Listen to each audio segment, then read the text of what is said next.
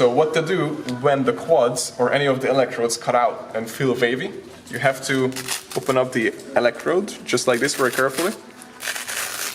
You can take it off and then take this off very carefully. Then first check if this is moving around or not. If this doesn't move around, which it isn't, so it's not the electrode. So you can put it to the side.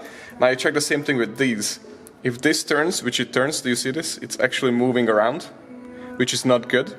So it means it is loosened up. So you can do two things. One, you can just try to tighten it just a little, but it's not working because it keeps moving around. So what you need to do, then you do the old Russian way. So you grab this, and you need, what is this called? What kind of key?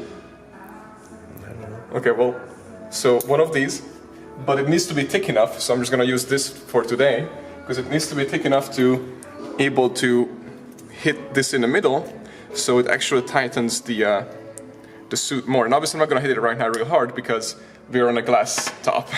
But you're gonna actually hit it a couple of times, like pretty good, and then it should tighten and it shouldn't move around. Actually, it already worked. See, it's not moving. That's it. Don't break it.